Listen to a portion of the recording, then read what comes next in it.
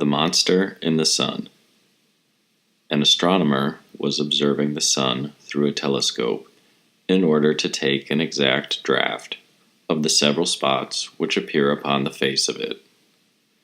While he was intent upon his observations, he was on a sudden surprised with a new and astonishing appearance. A large portion of the surface of the sun was at once covered by a monster of enormous size and horrible form. It had an immense pair of wings, and a great number of legs, and a long and vast proboscis.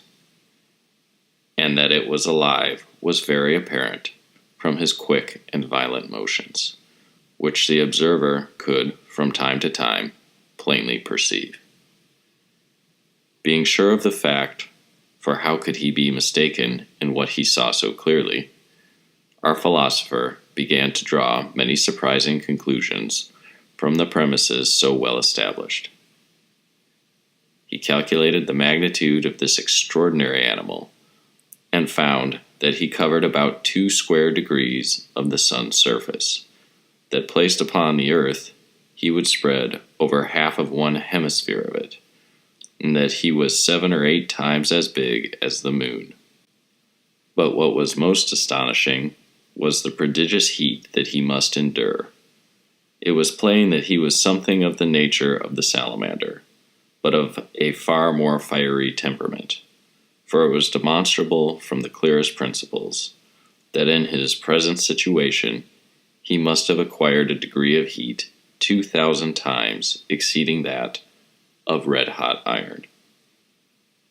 It was a problem worth considering, whether he subsisted upon the gross vapors of the sun, and so from time to time cleared away those spots which they are perpetually forming, and which would otherwise wholly obscure and incrustate its face, or whether it might not feed on the solid substance of the orb itself, which by this means, together with the constant expense of light, must soon be exhausted and consumed, or whether he was not now and then supplied by the falling of some eccentric comet into the sun.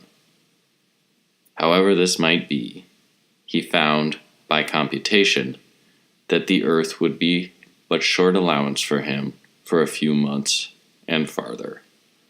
It was no improbable conjecture that, as the earth was destined to be destroyed by fire, this fiery flying monster would remove hither at the appointed time, and might much more easily and conveniently effect a conflagration than any comet hitherto provided for that service.